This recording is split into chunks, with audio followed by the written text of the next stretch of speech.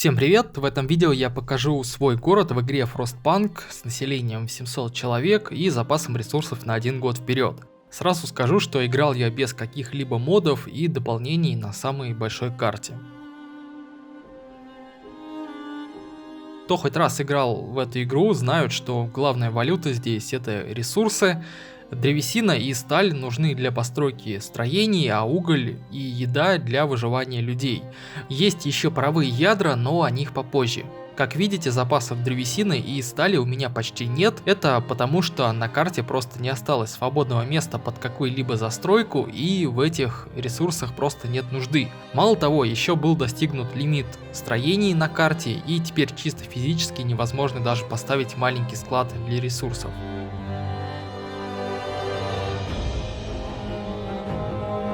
Что касается угля, его 914 тысяч единиц, и если шахты остановятся, этого хватит на 1 год работы генератора на максимальном уровне мощности. А так он кушает аж 400% от своей обычной нормы. И второй по значимости ресурс это пищевые пайки, ну и сырая еда, из которой делаются эти самые пайки. Их у меня 257 тысяч, что опять же хватит на 1 год для 686 человек. Да, хоть и население у меня 700, из этого населения 14 это автоматроны, а им не нужна еда, так как подзаряжаются они от генератора. К сожалению, что бы я ни делал, но дальше этой точки развития уже не идет. Да, люди больше не умирают, благодаря хорошей медицине и теплым домам, но и не размножаются. Уже идет 611 день, а детей 145, и год назад их было 145. Они не растут, а крестьяне не хотят размножаться. Я пытался увеличить численность населения, отправляя разведчиков за стену, но с какого-то момента им перестали встречаться группы выживших, и по возвращению я получал от них только ресурсы. Я бы посылал разведчиков и дальше за стену, ведь с древесиной и сталью они несли паровые ядра, которые можно было добыть только там, за стеной. И ресурс этот был ценный, так как ядра входят в состав автоматронов. Но в один прекрасный день закончились и ядра. Когда же 10-й или 11-й раз подряд разведчики вернулись только с древесиной и сталью, которых у меня было навалом, я снес к черту этот маяк, который занимал не только место, но и еще каждый раз замедлял время, уведомляя о приближающейся буре, а за 611 дней этих бурь я повидал немало. Как вы уже заметили, большую часть земли занимают одинаковые строения, это большие склады с ресурсами, забитые под завязку. Внутри дома с жителями, они расположены максимально близко к генератору. Так, даже когда температура опускается до минус 120, в жилищах максимально комфортно и люди никогда не замерзают.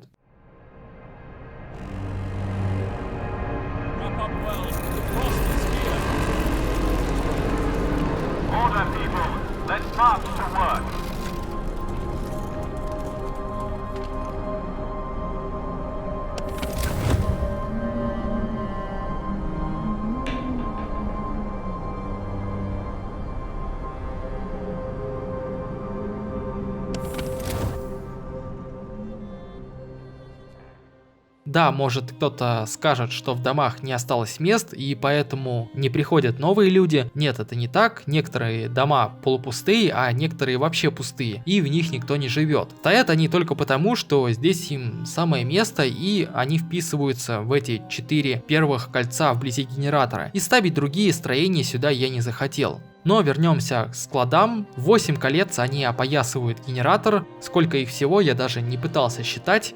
Их много.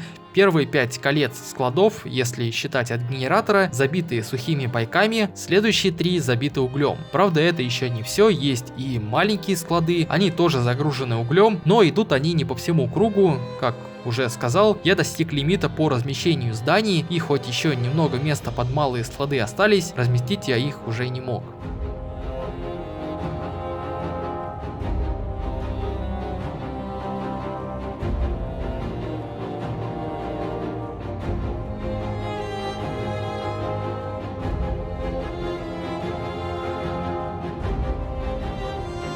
И, конечно, стоит рассказать о инфраструктуре этого города. Рядом с жилыми районами вблизи генератора стоят 2 кухни, здесь трудятся автоматроны, и жители всех домов ходят сюда покушать. Вблизи стоит угольная шахта, ей тоже заведует автоматрон. Вообще из всего населения этого города работает только 5 человек. Единственный в городе сторожевой пост нужен только для поднятия надежды, которая и так почти не падает. И с чего бы ей падать, ведь и у людей есть все, что нужно. Вот представьте, что все жители города с утра до вечера только сидят дома и ходят покушать в столовую. А 5 идиотов с утра пораньше собираются и идут на работу. В общем, была бы возможность поставить на их место автоматрон, я бы поставил. Но для работы сторожевого поста нужны только люди. Рядом с постом есть 3 лазарета, но они не используются, так как люди почти не болеют. Что касаемо производства еды, тут на отшибе стоят 2 теплицы и производят сырую еду, из которой потом на кухне создаются пищевые пайки. И еще пару слов о законах города. Никаких фатальных законов я не принимал, убеждения принуждением и клятва верности не использовал. Да, принят закон о тюрьме, но самой тюрьмы нет, так как в ней нет необходимости, да и место на карте закончилось. Так что народ вполне вольный в своих решениях. Недовольство не растет, а надежда падает только тогда, когда приближается буря и становится холодно. Поэтому-то я и установил один сторожевой пост. Конечно, город вначале не выглядел так, как выглядит сейчас. Вначале речь вообще не шла о какой-либо оптимизации и экономии места. Было только выживание, умирали люди и строения размещались как попало. Но как только мне удалось накопить ресурсов для перестройки, начало все постепенно меняться и перестраиваться. Спасибо за просмотр, не забывайте про подписку на канал. Всем пока.